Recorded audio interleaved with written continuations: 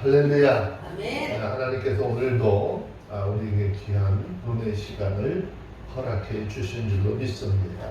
아멘. 유명한 사람으로 삶을 산다는 것, 우리 사회에서 굉장히 좀 피곤하지요. 어떤 권력자로서의 삶을 사는 것 굉장히 피곤합니다. 왜 그럴까요?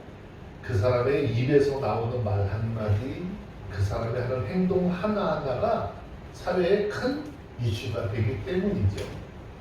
그래서 말 한마디 때문에, 그 사람이 하는 행동 하나 때문에도 굉장히 많은 어려움을 당하게 되고, 또 거기를 통해서 많은 고통을 당하는, 또 많은 사람의 입에 오르는 그런 경우들도 볼 수 있습니다. 이 땅에 살면서 그리스도인으로서의 사는 삶, 어떤 삶일까?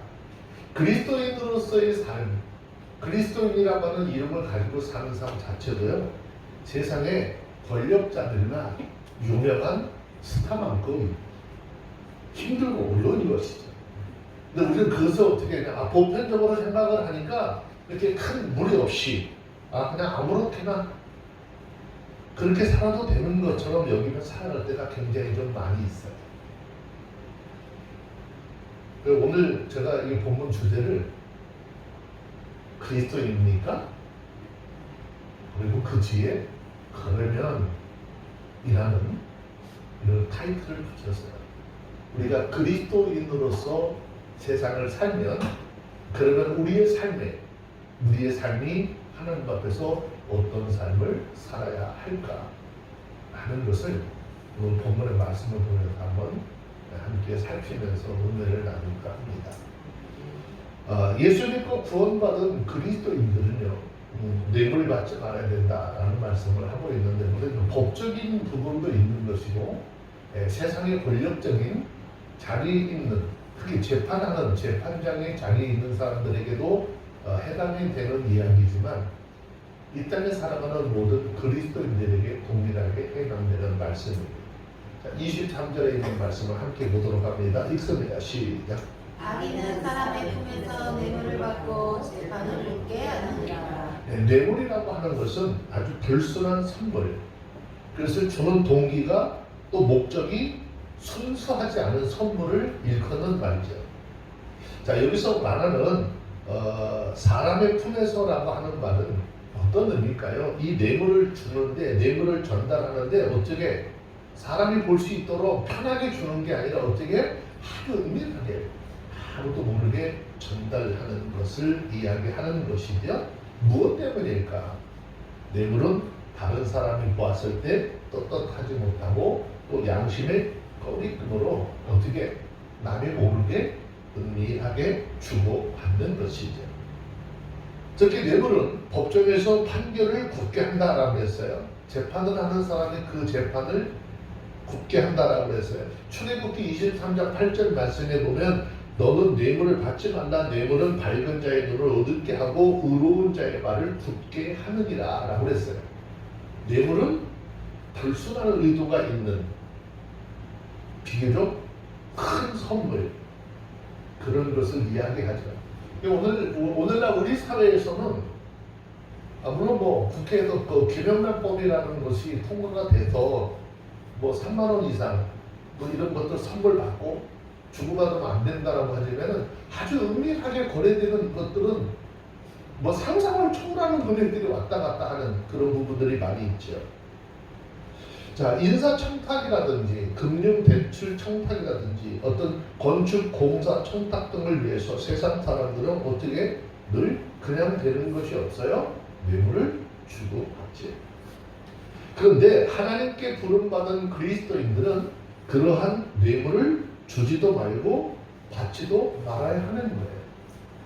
그런데 요즘에 교회들 건축 현장 속에서 제약되는 부분들이 있고 걸쳐지는 부분들이 있으니까는, 거기도 교회를 짓는데도 이런 불이한 물건들이 왔다 갔다 하는 것들이 뉴스를 통해서 전해져서 시끄러워지죠.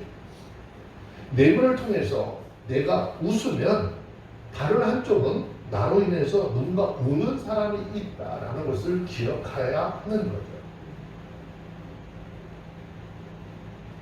신명기 16장 19절을 보면 너는 뇌물을 받지 말라. 뇌물은 지혜자의 눈을 어둡게 하고 의인의 말을 굳게 하느니라 라고 말씀하고 있어요. 그러니까 법정에 있는 재판관뿐만이 아니라 세상을 살아가는 모든 사람들에게 동일하게 요구되는 말씀이죠. 자, 그럼에도 불구하고 인간은 왜 불의의 길로 자꾸만 가는 것일까? 그 이유는 그 마음에 하나님을 두려워하는 마음이 없기 때문이다라는 것이에요. 우리들이 가끔 접하게 되는 요소 가운데 이런 일에 대한 소식을 많이 듣지요. 억울하게 오랫동안 10여 년, 20년 넘게 옥살이 하다가 어떻게 나중에 시간이 지나서 이 사람이 죄가 무죄로 판결이 나서 풀려나는 경우들도 있죠. 물론 이 사람이 국가를 상대로 해서 보상을 요구하고 또 얼마간의 보상을 받지만 죄도 없이 억울한 누명을 쓰고 젊은 시절을 다 보내고 가족들이 함께 고통을 당한 그 날들 물질적인 보상으로 위로가 될 수 있을까? 물질적인 보상으로 위로가 될 수 없는 거예요.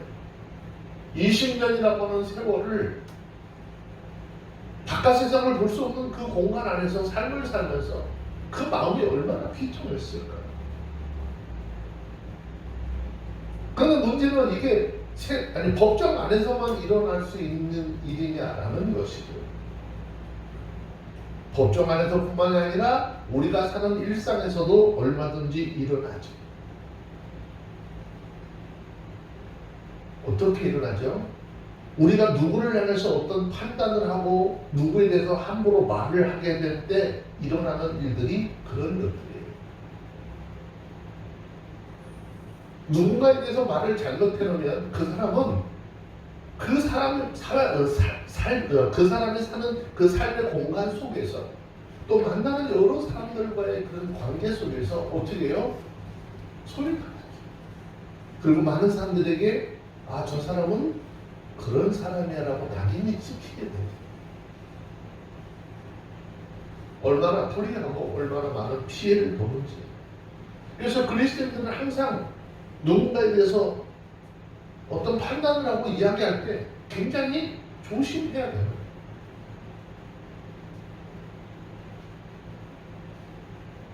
자, 성경은 잠언 8장 13절 말씀을 잠깐 한번 볼까요?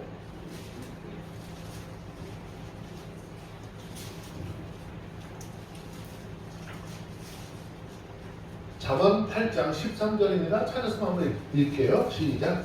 여호와를 경외하는 것은 나도 미워하는 것이라. 나는 교만과 거만과 간행실과 배역하기를 미워하느니라. 네, 여호와를 경외하는 것은 앞에서 뭐를 미워하는 것? 악을 미워하는 것이라고 그랬어요. 그 뒤로 넘어서 잠언 16장 6절 한 번 더 봅시다. 잠언 16장 6절 찾았으면 함께 읽어봅니다. 시작. 인자와 불의로 인하여 죄악에 속하게 되고 여호와를 경외함으로 인하여 악에서 떠나게 되느니라. 여호와 하나님을 어떻게 함으로? 경외함으로 악에서 떠나게 되는 거예요. 하나님을 경외하고, 즉 하나님은 우리에게 얼마나 두려운 존재인지 그분이 우리 모든 일거수일투족과 우리 마음의 생각까지도 다 알고 계시는 그 하나님인 것을 안다면 여러분 모든 악에서 어떻게 떠나야 된다는 것입니다. 하나님께서 예수 그리스도를 통해서 우리들의 죄를 사시고 또 그 죄 사치를 위해서 어떻게 십자가에서 죽게 하셨어요.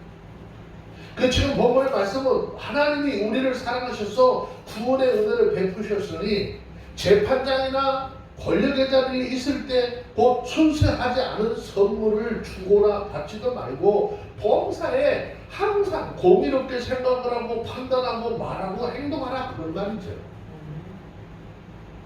하나님을 떠나서 너희 마음대로 생각하고 말하고 누군가 억울한 삶을 살지 않도록 계속해서 너희 앞에 보이지는 않지만 너희 앞에 지금 존재하고 계시는 그 하나님을 두려워하고 떨리는, 즉 경외함으로 모든 안에서 떠나라고 말씀하고 있는 거예요. 우리는요, 삶을 살면서 뭔가 조금 내 마음에 들지 않고 좀 불편하잖아요. 말을 많이 하게 돼요. 근데 나 혼자만 하는 게 아니라 누군가에게 이야기를 하는데 이게 한 사람을 건너 두 사람 건너 지나가게 되면 말은 점점 눈덩이처럼 커져버리는 거예요.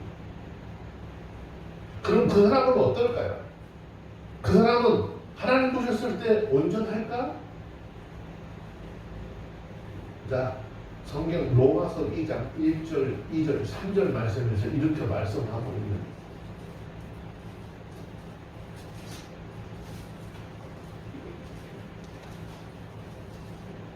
찾으셨으면 로마서 2장 1절, 2절, 3절입니다. 읽습니다. 시작. 판단하는 사람아 너는 누구든지 내가 핑계치 못할 것은 남을 판단하는 것으로 내가 너를 정죄함이니 판단하는 내가 같은 일을 행함이니라. 이런 일을 행하는 자에게 하나님이 판단이 진리대로 되는 줄 우리가 아노라. 이런 일을 행하는 자를 판단하고도 같은 일을 행하는 사람아 내가 하나님의 판단을 피할 줄로 생각하느냐. 하나님이 보셨을 때 어떻게 해요? 우리는 누군가에 대해서 판단하고 정죄하고 내 마음에 들지 않는다고 뭐 불편은 하지만 하나님 편에 봤을 때는 어떻게? 나 역시도 똑같은 사람이에요. 우리나라 속담에 그런 거 있죠. 도토리 네. 아무리 크다고 해도 도토리에 불과하다. 그래서 하나님의 사람, 그리스도인으로서의 삶을 살아가는 것이 얼마나 막중하고 내가 하는 말 하나, 내가 하는 행동 하나가 얼마나 많은 사람들에게 아니면 그 누구에게인가 큰 피해를 주고 고통을 줄 수 있다는 것을 늘 기억하셔야 되는 거죠. 자, 우리가 그리스도인이라면 어디에 소망을 두고 살아야 될까? 두 번째는요, 우리가 그리스도인이라고 하면 하늘에 소망을 두고 살아야 하는 것입니다.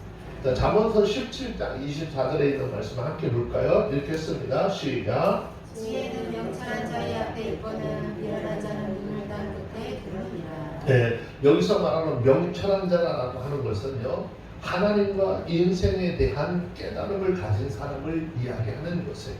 무슨 말인가? 하나님을 경외하는 사람은 모두가 명철한 사람이다라는 것이. 지혜는 우리 가까이에 있습니다. 그래서 그 명철한 사람은 지혜를 앞에 두고 그 생활을 지침으로 삼아 사는 것이죠. 그 결과 그 사람은 단정하고 침착하고 신중한 얼굴 표정에서도 어떻게 지혜가 엿보여질 수 있다라는 것입니다. 성경은 하나님이 우리의 지혜의 근원이라고 했어요. 자, 잠언 9장 10절 말씀을 잠깐 한번 보실게요. 잠언 9장 10절입니다. 예, 찾았으면 잠언 9장 10절 한번 읽어볼게요. 시작. 여호와를 경외하는 것이 지혜의 근본이요 거룩하신 자를 아는 것이 명철이니라. 네, 여호와 하나님을 경외하는 것이 지혜의 근본이라는 것이에요. 곧 모든 소망을 하나님께 두는 삶을 이야기하는 것입니다. 이것이 명철한 사람, 이 삶을 사는 사람이 곧 명철한 사람이라는 것이. 자, 그런데 미련한 자는 눈을 땅 끝에 두고 삽니다. 자, 미련한 자는 하나님을 알지 못하고 자신에게 소망을 두고 살아가는 사람을 이야기합니다. 미국에 어느 한 소년이 이렇게 길을 걷다가 길거리에서 $5짜리 지폐를 줍게 되죠. 그걸 줍고 났더니 얼마나 기분이 좋은지요. 그 다음부터 이 친구는 길거리 가다가 혹시 또 이런 거 주지 않을까 보여줄까 해가지고 길거리 다니면서 그 친구는 늘 어떻게 땅만 쳐다보고 다녔어요. 근데 그냥 잠시만 된 것이 아니라 늘 그런 삶을 살다 보니까 땅만 쳐다보고 사는 게 습관이 됐어요. 습관이 되다 보니까 이 사람은 평생을 어떻게 해요? 길거리를 다니면서 물건을 줍는데 큰 취미가 생겼어요. 물건 주워요.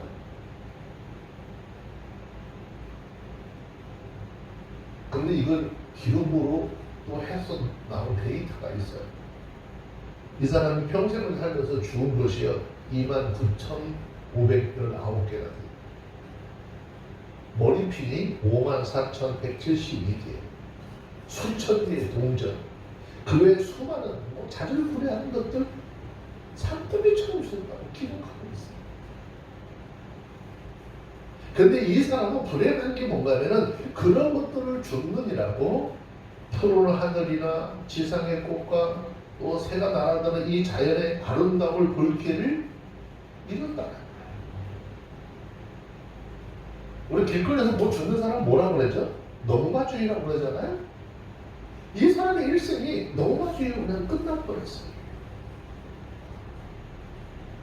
또 어느 구두 닦기 소년이요, 구두를 닦을 신발을 찾기 위해서 하루 종일 지나가는 사람들은 신발만 쳐다봤대요. 그렇게 함으로써 그는 생계 유지를 할 수 있었지만 그 이상의 것을 쳐다볼 기회를 잃어버리고 결국 그 사람의 인생은 구두 닦기로 마쳤다라고 합니다. 여러분, 사람은 무엇을 쳐다보고 사느냐에 따라서 그 사람의 삶의 목표가 결정되어진다라고 하는 것을 깨달아야 합니다. 땅만을 쳐다보고 사는 사람은 땅의 것으로 살 것이고, 영원한 하나님의 나라의 소망을 두고 그것을 쳐다보고 사는 사람은 하늘의 것으로 살게 될 것이라는 것입니다. 미래를 바라보고 미래를 쳐다보고 사는 그 사람, 미래에 자신에게 올 꿈과 소망을 기쁨으로 누릴 것이고, 땅의 것만을 바라보고 사는 인간, 지속적으로 비열해질 수밖에 없다는 거예요. 왜? 그만큼 삶 자체가 전투적인 삶이 될 수밖에 없고 누군가 치열한 싸움을 하면서 살아가야 하기 때문이죠. 반대로 하늘의 것 소망하며 살아가는 사람은요, 거룩해진대요. 싸우지 않는데요. 왜? 하나님께서 내 삶에 주신 것을 기뻐하고 감사하며 살 수 있기 때문이라는 것이죠. 오늘 이 시간 우리가 그리스도인으로서의 삶을 사는데 지금 어디에 무엇에 소망을 두고 살아가고 있는지 우리의 삶을 좀 돌아볼 수 있는 그런 삶들이 다 되어지시기를 주의 이름으로 축원합니다. 우리는 불성실과 허영과 탐욕을 다 내버리고 오직 하나님을 경외하고 섬기며 하늘에 소망을 두고 살아가는 진정한 하나님의 사람들이 다 되기를 주의 이름으로 축원합니다. 자, 우리가 진정한 그리스도인들이라고 하면 자신의 부모에게 고통을 주지 말아야 한다라고 했어요. 요즘에 뭐 부모와 자녀들 사이에 굉장히 많은 뉴스거리들이 많이 생기죠. 이 성경의 가르침을 통해서 서로들이 그런 것들을 본다면 얼마나 좀 마음이 좀 편안해질 수 있을까 하는데 그런 것이 없어서 그래요. 자, 본문으로 도왔습니다. 잠언 17장 25절 읽습니다. 시작. 일어난 아들은 아비의 근심이 되고 그 어미의 고통이 되느니라. 자, 여기서 말하는 미련한 아들은요, 어떤 의미일까요? 불경건한 자, 곧 하나님을 경외하지 않는 그런 삶을 사는 사람, 그 결과 인격이나 도덕적인 결함을 가지고 살아간다라는 것입니다. 자, 우리는 누구나 할 것 없이 다 하나님의 자녀이죠. 저와 여러분들은 하나님의 자녀잖아요. 자, 우리가 하나님의 진리 안에서 하나님의 말씀의 뜻을 행하면 하나님께서 기뻐하실 것이다 라는 것이죠. 자, 성경은 요한일서 1장 3절 말씀에 보면 형제들이 와서 내게 있는 진리를 즐거워하되 내가 진리 안에서 행한다 하니 내가 심히 기뻐하노라 그랬어요. 나를 바라보고 나를 아는 많은 사람들이 야, 너 어디서 행한? 진리 안에서 하나님의 말씀 속에서 믿음의 생활을 잘하는구나 라고 하는 칭찬을 들으니까 그것을 보면 하나님이 어떻게 기뻐하셨다는 거죠. 다시 얘기하면 저와 여러분들의 삶의 행동, 삶의 모든 여정 가운데 나의 그 여정을 통해서 누군가에게 어떻게 저 사람은 하나님의 말씀대로 참 살아가는 사람이야, 그리스도인답게 삶을 살아가는 사람이야 라고 하는 그 이야기를 들으면 누가 기뻐하신다고요? 우리의 아버지 되신 그 하나님이 기뻐하신다라는 거예요. 우리가 하나님 앞에서 경건하고 바르고 선하게 살 때 하나님으로부터 오는 은혜와 복을 받아 편안하고 평통한 삶을 누리는 것은 어떻게 지극히 당연한 것이겠지요. 이와 같이 우리 자녀들도 경건하고 의롭고 선하게 살면 하나님의 복을 받아 평안과 형통한 또 복과 은혜의 삶을 누리게 될 것이라는 거예요. 내가 하나님의 말씀대로 살지 아니하고 하나님의 뜻대로 살지 않으면서 요구하는 건 많죠. 뭐 달라고 하는 건 많죠. 이루어질까요? 그렇지 않은 거예요.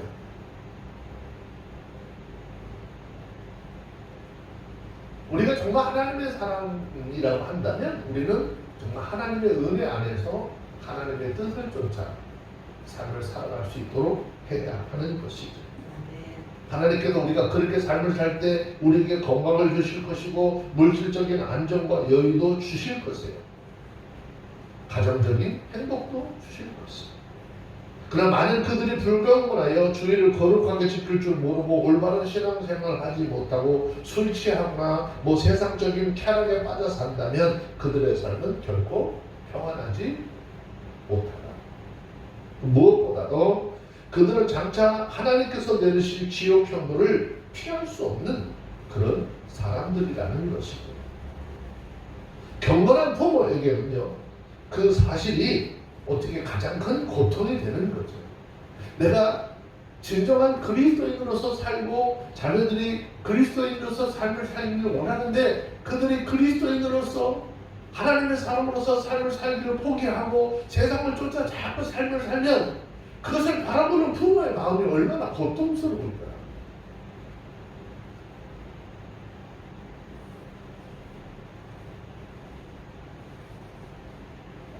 예수님께서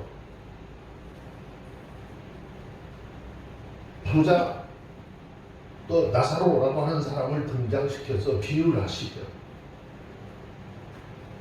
부자는 이 땅에서 얼마나 멋있는 삶을 살았습니까? 삶을 살 때 많은 사람들이 어떻게 부러워하는 사람이었어요. 매일 시간만 되면 뭐 했어요?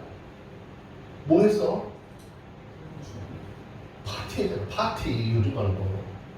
온 사람들 막 걸려가 다 매일 파티에서 먹고 마시고.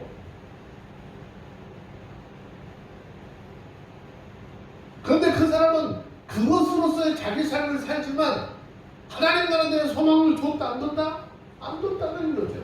그것에 너무 큰 기쁨을 가지고 열심히 살았어요. 근데 이 나사로는요, 그 집 자취상 밑에서 날마다 뭔가 주워 먹는 삶, 얻어 먹는 삶. 그 사람들이 나사로 갔을 때 어떤 생각을 했을까요? 자취상에서 먹던 고기, 자취상에서 먹던 음식들을 자기네 집안에서 키우는 개에게 던져주지 않았을까요? 그는 그렇게 얻어먹고 그런 삶을 살면서도 어디에 대한 하나님의 나라에 대한 소망을 두지 않았어요. 제가 말씀드렸죠? 이 부자가 대단한 사람이잖아요. 그날에 그 시간에 그 나라 그 지역에서 얼마나 이렇게나 좀 날리던 사람일까. 그런데 성경을 보니까 거기서 얻어먹고 살았던 거지는 나사로라고 하는 이름이 하나님 나라에 있어요. 근데 이 부자는 이름이 없어요. 얼마나 슬픈 일일까요? 그냥 이 사람 세상 살 때 뭐 했던 사람이야? 부자로 살던 사람이야. 자, 근데 이 사람이 나중에 어떻게 해요? 죽고 나니까 거지 나사로는 아브라함의 품에 안겼고 이 사람은 지옥 형벌 가운데 떨어지잖아요. 그 지옥 형벌이 얼마나 고통스러운지 누가복음 16장 28절 말씀해 보시면요, 아브라함에게 이야기합니다. 내 주여, 내 세상에 형제가 5명이 있어요.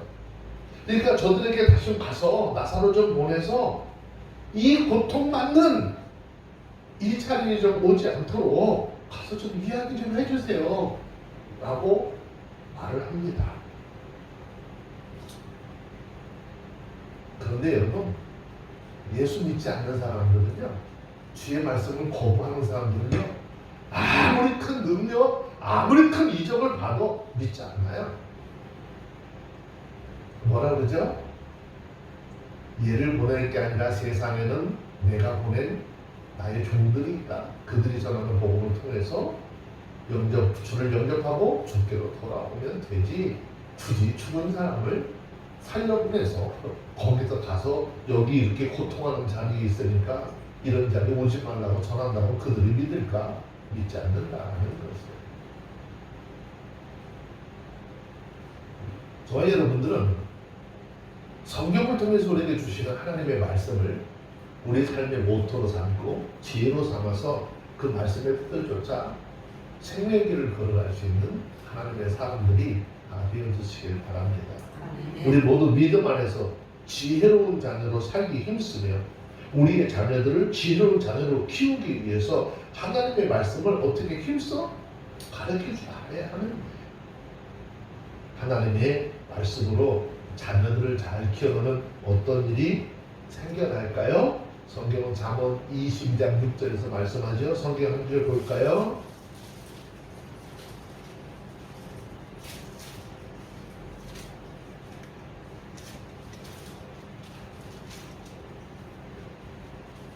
찾으셨으면 잠언 22장 6절입니다. 시작. 행할 길을 아이에게 가르치라. 그리하면 늙어도 그것을 떠나지 아니하리라.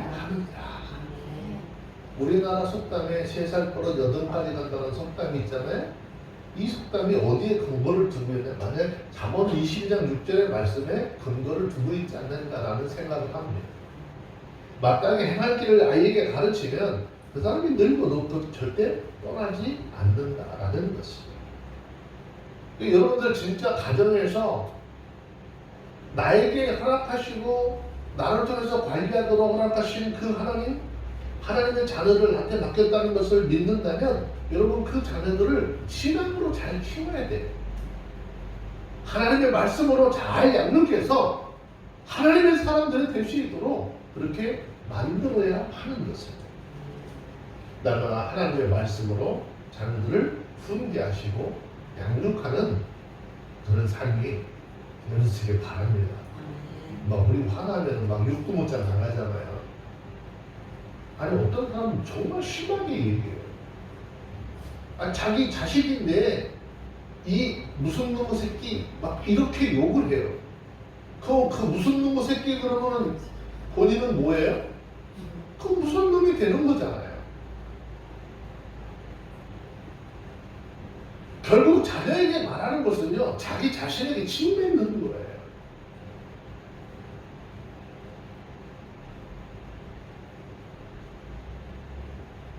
옛날에 빌어먹는 사람들이 하도 많으니까 입에 다른 게 어른들이 아유 저 빌어먹는 놈 그런 얘기 했다고 그러잖아요. 또 어떤 분이 빌어먹을 놈이라고 하면 안 되니까 아유 이 복받을 놈이라고 말을 붙였는데 그 마음속에는 복받을 놈 진정으로 복받을 놈이라는 게 아니라 그 마음속에는 뭐가 감춰져 있는 거예요. 그 얘기를 좀 순화시켜가지고 바꿔서 한다고 하나님은 우리의 뭐까지도 마음의 생각까지도 알고 계셔요. 그러니까 복받을 놈이라고 하는 그 욕자도 할 필요가 없는 거예요. 하나님의 은혜 가운데 자녀들이 범사가 잘 될 수 있도록 그냥 기도하시면서 하나님 내가 인간적으로 어떻게 해보려고 하는데 나는 할 수 없어요. 주님이 하셔야 돼요. 주님이 저 아들을 사랑하시니까 주님이 사랑으로 좀 변화시켜서 정말 하나님의 사랑으로 쓰임할 수 있도록 해달라고 여러분 그렇게 기도하셔요. 뭔가 안 된다고요? 욕하고 머리끄댕이 붙들고 싸워봐봐. 소용없어. 안 된다니까. 사람으로는 할 수 없는데 하나님은 하세요. 하나님이 쓰실 수 있도록 하나님 앞에 맡겨드리는 그런 삶이 되었으길 바랍니다. 자, 예수 믿고 구원받은 그리스도인의 삶은 또 하나 아주 정직한 삶을 좀 살라는 거예요. 우리 사회가 정직이라고 하는 이야기가 남의 이야기처럼 돼버린 그런 시절 속에 살고 있어요. 정직이라는 것은요, 참 찾아보기 어려운 그런 시대 속에 살고 있는 것이죠. 자, 잠언 17장 26절 말씀입니다. 함께 봅니다. 시작. 우리들 바라는 것과 교의를 정직하다고 때리는 것이 옳지 못하니라. 자, 하나님께서는 모든 사람에게 의를 행하며 정직한 삶을 살기를 원하십니다. 그래서 우리 삶의 의로운 삶이나 아주 이 정직함을 귀하게 여기고 칭찬하고 기뻐하고 그런 삶을 본받아야 하는 것이죠. 자, 그런데 악인들은 뭐죠? 그렇지 못하고 악한 세상은 그렇지 못해서 의인들을 벌하고 귀인들을 정직하다고 때리는 일이 수없이 있어 왔어요.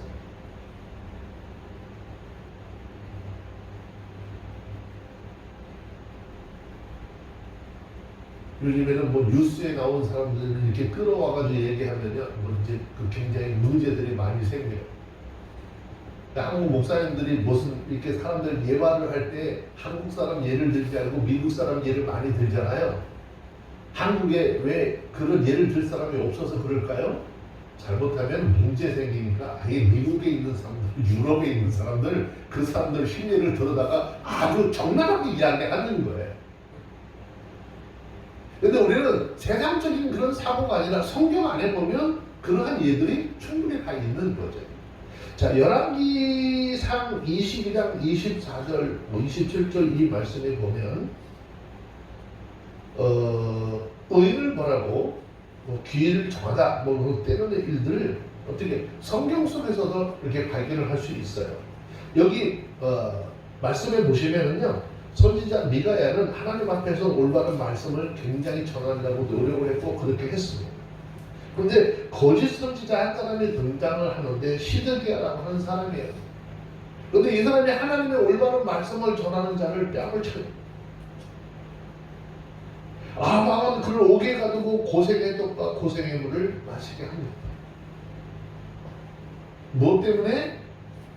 하나님의 말씀을 있는 그대로 전했더니 거짓 영에 이끌리고 거짓에 이끌릴 만한 시드기야 왕이 그를 보고 저 선지자가 옳은 선지자니까 저는 때렸어? 갖다 집어넣어 옵니다.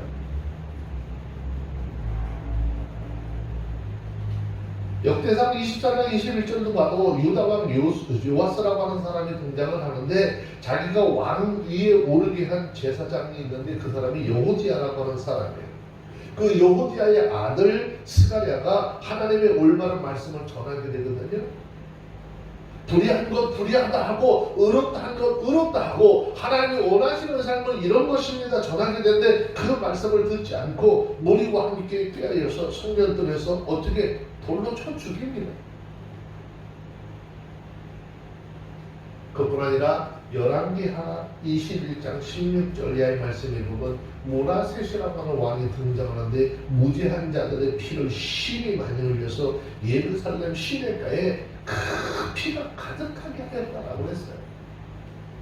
성경을 보면 언제나 하나님의 말씀대로 살려고 하고 하나님의 뜻대로 살려고 하고 하나님의 말씀을 온전히 지켜 행하려고 하는 사람들에게 이렇게 외부에서부터 굉장히 큰 고통과 어려움을 당하게 되었던 것을 보죠.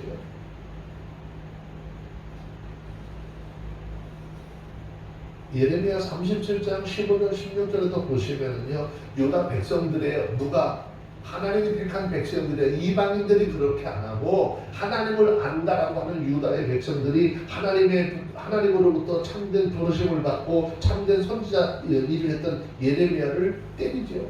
그리고 토브록의 깜깜한 방에 가둬버립니다. 그들이 그렇게 행한 이유, 하나님의 말씀과 하나님의 뜻대로 하려고 하는 그들을 그렇게 고통을 주고 옥에 가두는 이유가 무엇입니까? 하나님의 말씀을 올바르게 전했기 때문이다라고 하는 그 이유 하나라는 것이에요. 신약시대에도 유대 지도자들은 하나님의 아들 예수 그리스도를 십자가에 못 박혀 죽게 했어요. 디모데후서 4장 14절 말씀에 보면 구리장색 알렉산더라고 하는 사람이 나오는데 이 사람도 사도 바울에게 굉장히 많은 해를 끼치고 요한삼서 9장 요한삼서 9절로 10절 말씀해 보면 아주 으뜸되기를 좋아하는 그 디오드레베라고 하는 사람이 등장을 하는데 이 사람이죠 사도 요한을 영접하지 않아요. 하나님의 말씀을 가지고 가서 말씀을 전하는데 영접하지 않아요. 악한 말로 그를 부당하게 비난합니다. 그래서 부족해서 형제들을 영접하지도 않고 영접하고자 하는 사람들을 다 그래서 교회에서 쫓겨나도록 만듭니다. 이런 모든 일들은 다 하나님의 보시기에 어떻게 악한 것들이에요.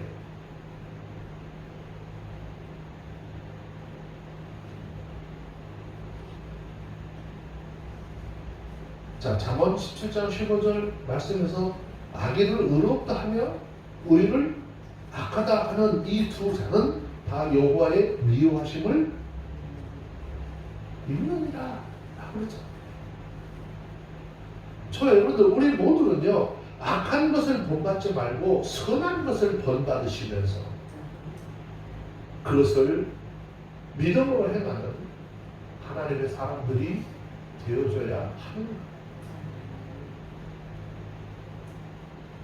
사람의 판단과 사람의 기준이 아니라 정말 하나님께서 말씀으로 주신 이 하나님의 말씀은 결국 우리 심판의 잣대인 것인데 로마서 읽었잖아요. 남한테 손가락질하고 남을 비평하고 남을 막 악하다는 그 사람이 똑같이 하나님 앞에서 자기도 똑같은 일을 하면서 그런다라고 책망하고 있다.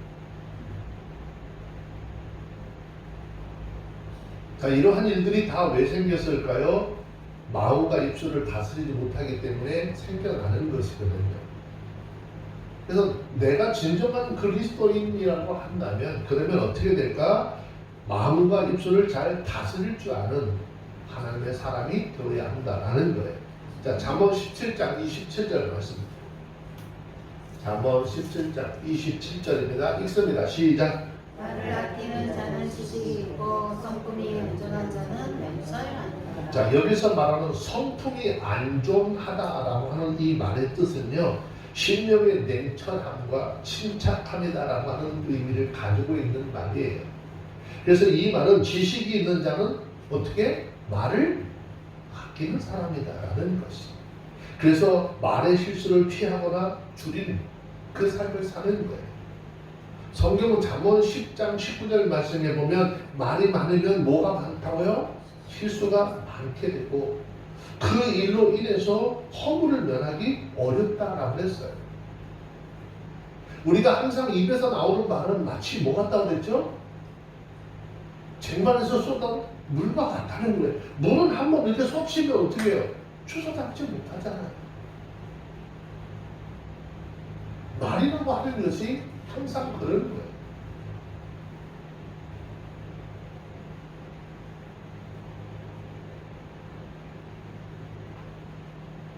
사람은 내 옆에 어떤 사람을 만나서 어떤 사람과 함께 생활하고 행동하느냐 너무너무 중요한 거잖아요. 잠언 20장 19절 말씀해 보시면요 이런 사람과 어떻게 해요? 사귀지 말래요. 자, 잠언 20장 19절 말씀 한번 봅시다.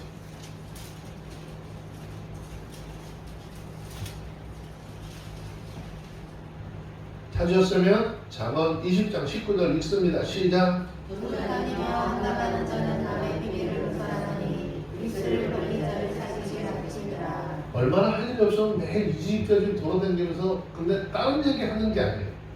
이 집 저 집 다니면서 걔랑 누구 이야기를 계속 하는 거예요. 누구는 이렇고 저렇고 그런 얘기를 계속 하다 보니까 이게 어떻게 해요? 많은 사람들에게 굉장히 불편함을 갖게 하는 거죠. 야고보서 3장 19절 말씀에 보면 그래서 우리에게 말하는 거예요. 사람마다 어떻게 듣기는 속히 하고 말하기는 더디하고 성내기도 더디하다. 그 이야기의 의미를 굉장히 많이 묵상을 했어요. 늘 이렇게 하던 이야기인데 사람마다 듣기를 속히 하고 말하기는 더디하라. 성내기도 더디하라. 말 잘못해보니까 성질이 나는 것이고 잘못된 이야기를 들으니까 성질 나고 화가 나서 자기 마음을 컨트롤할 수 없는 지경까지 이르게 되는 것이죠. 물론 우리가 듣는 모든 말 다 믿으라 그런 뜻은 아니에요. 다른 사람의 말을 듣기는 듣되 듣고 나서 그 내용의 말들이 어떤 건지 잘 분별하라는 거죠. 우리가 하나님 앞에 드려지는 이 설교라고 하는 예배라고 하는 시간을 통해서 이 설교라고 하는 것을 듣는데 이 설교 시간의 말씀을 듣는 것도 이것도 성경의 말씀을 기준으로 해서 참인지 잘 분별할 수 있도록 하라는 거죠. 자, 말하기를 더디하라 라고 하는 말, 남에게 유익을 주는 말만을 하고 남에게 해를 끼치는 말 하지 않도록 조심하라는 거예요. 예를 들어서 거짓말이나 형제를 또 가까운 사람들 사이를 이간하는 말, 형제의 명예를 손상시키는 이 악한 비난의 말들을 어떻게 혹시 누가 그런 얘기를 할지라도 들었어도 함부로 그 말을 옮기지 말라는 거예요. 근데 우리는 뭐 비밀 하나 딱 알면 입이 어떻게? 입이 근질근질 하잖아요. 네? 입이 근질근질하게 어디 가서 아우 남이 모르는 비밀인데 이거 언제쯤 터뜨리지 언제쯤 말할까 그런 거잖아요. 그런데 여러분 입이 근질근질 하잖아요. 그러면 이렇게 좀 긁고 말아요. 우리가 그러한 상황 속에서 그러한 이야기 자칫 잘못하면 그 일로 인해서 엄청난 피해를 입을 수 있기 때문이라는 거죠. 자, 야고보서 3장 19절에서 성내기도 더디하라라고 하는 말씀을 했어요. 이 말은 우리가 전혀 화를 내지 말라 그런 뜻이 아니잖아요. 우리가 화를 내지 어떻게 않을 수는 없지만 금방 화내지 말라 그런 뜻이에요. 그러니까 이 얘기를 듣는 그 순간에 막 발을 해가지고 있는 거 없는 거 막 다수 그 순간에는 어떻게 화가 일단 나버리면 자기 이성을 잃어버리는 거예요. 자기가 무슨 말을 하는지도 모르더라고. 내가 해보니까.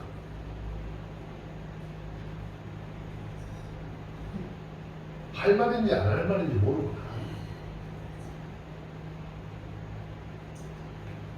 사람이 옳지 않은 일, 상식이나 경우에 맞지 않는 일을 보고 화가 내는 것 당연하겠지.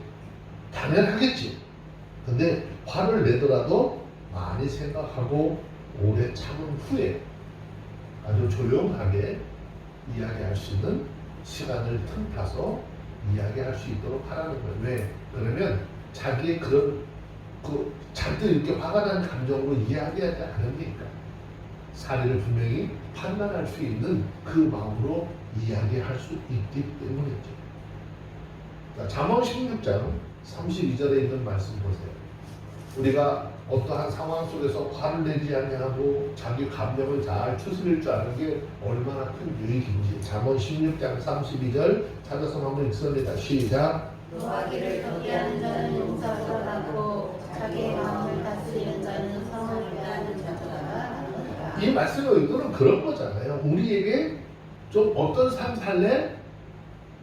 매 순간순간에 막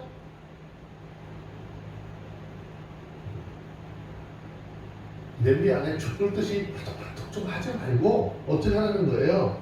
좀 침착한 삶을 살라는 거예요.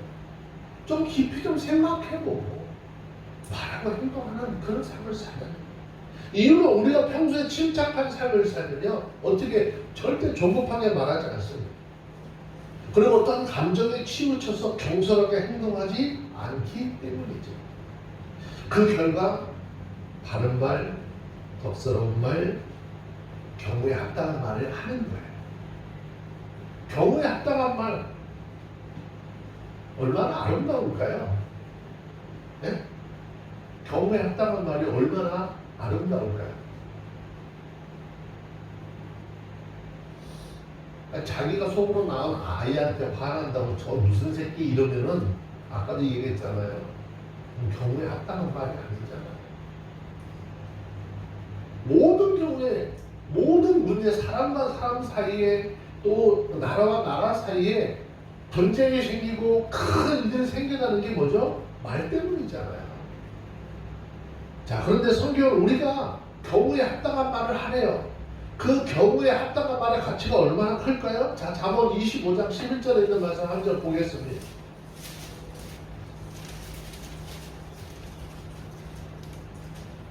잠언 25장 11절 찾았으면 함께 봅니다. 시작. 경우에 합당한 말은 아로새에게 인증하는 유사가 하라. 이 말은 뭐예요? 말의 가치. 경우에 합당한 말의 가치가 얼마큼? 아주 그만큼 소중하다는 거잖아요. 가치 있다는 거예요. 그래서 에베소서 4장 29절 말씀에 보시면은요, 하나님의 사람들 진정한 그리스도인들이라고 하면 너는 더러운 말은 너희 입 밖에 내지도 말래요. 대답도 안 해. 더러운 말 너희 입 밖에 내지도 말래요.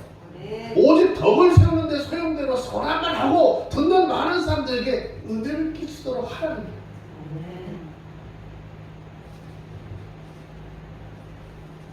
마음이 한가해지고 삶이 한가해지면요, 여기저기 다니면서 다른 사람들의 이야기를 꼭 피우지 말고요, 나를 위해서 십자가에서 생명 내놓으신,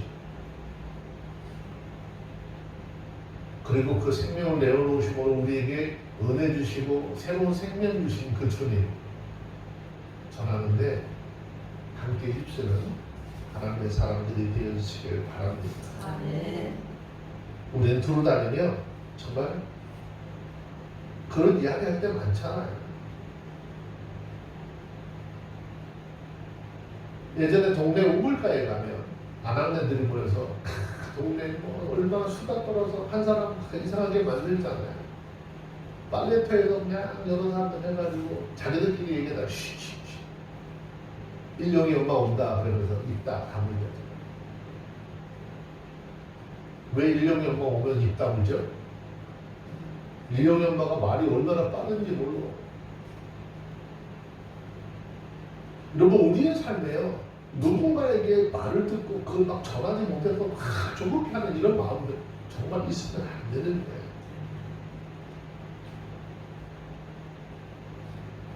자, 그 이유가 뭘까요? 미련한 자라도요, 잠잠하면 하나님이 지혜로운 자로 여기기 때문이다 라고 했어요.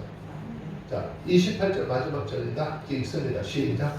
미련한 자라도 잠잠하면 지혜로운 자로 여기고 그 입술을 닫히면 지혜로운 자로 여기는다. 자, 우리 어른들이 하는 얘기 있잖아. 아이고 저거 말하고 가만히나 있으면 뭐하나? 중간이나 가는데 혼자 떠들어가지고 중간도 못 가는 그런 이야기들이 우리 삶 주변에 있잖아요. 우리는 두루 다니면서 다른 사람들이 이야기하는 것 그 자체도 아름답지 못하지만 하나님이 보셨을 때 그런 삶이 어떻게 미련한 자라는 거예요. 그런데 우리는 미련하다고 하는 것을 우리의 상식과 우리의 생각으로 저 사람은 좀 미련한 사람이라는 생각을 하는데, 그 미련한 자는 그의 말로 그의 미련이 드러나기 때문에 차라리 뭐죠? 말하지 말고 잠잠한 게 낫다는 거예요.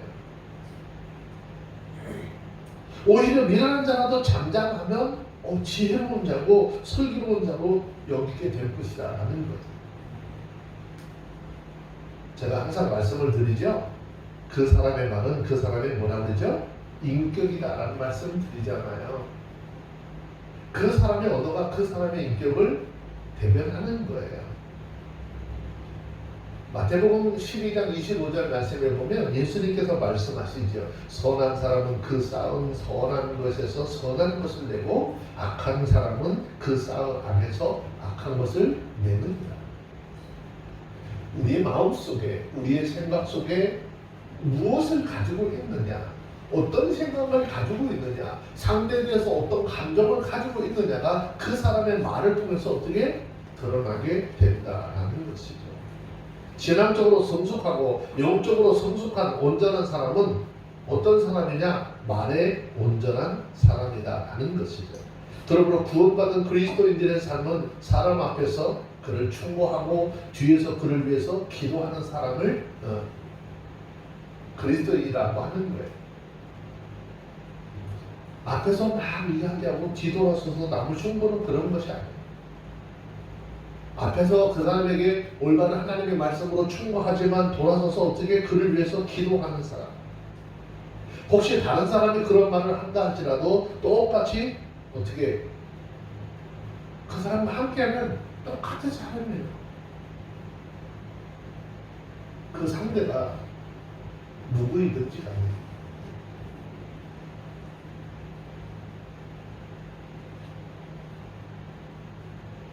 조금 전에 소개드렸던 에베소 4장 29절의 말씀이 그런 거죠. 무릇 더러운 말은 너희 입에서도 내지 말고 오직 덕을 세우는데 소용되는 대로 선한 말을 하여 듣는 자들에게 은혜를 끼치도록 하라는 것이 주님 마음이에요. 그래서 우리 모두는 남들을 어떤 상대에 대해서 비난하는 말, 악하고 그렇게 불편하게 하는 그런 악한 자들 되지 말고 정말 주님 우리에게 주신 대로 선한 덕을 세우는 지혜로운 사람들로 살아 하나님 앞에 영광을 돌리는 저와 여러분들이 다 되어주시기를 주의 이름으로 축원합니다.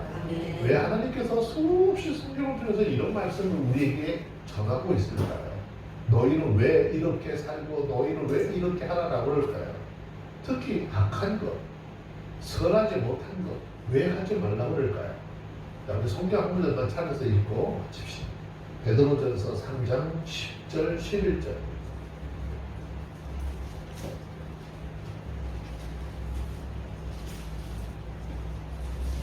베드로전서 3장 10절 11절 찾았으면 한번 읽어볼까요? 시작.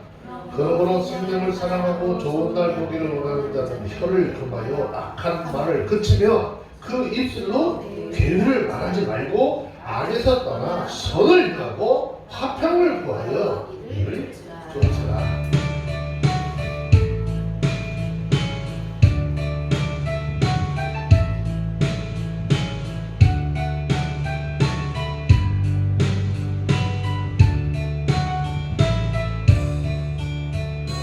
영계의 손을 잡고 기도를 해봤나요?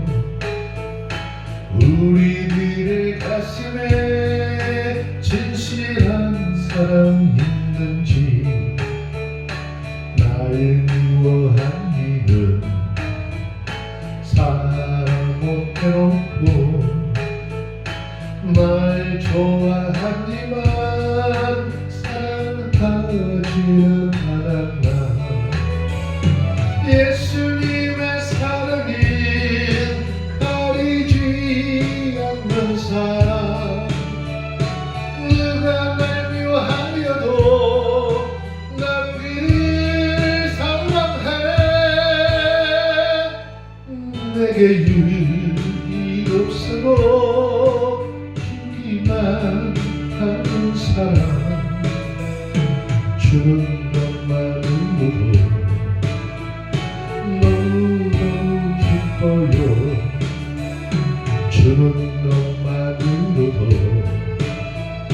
너무너무 기뻐요. 자매의 손을 잡고 기도를 해봤나요?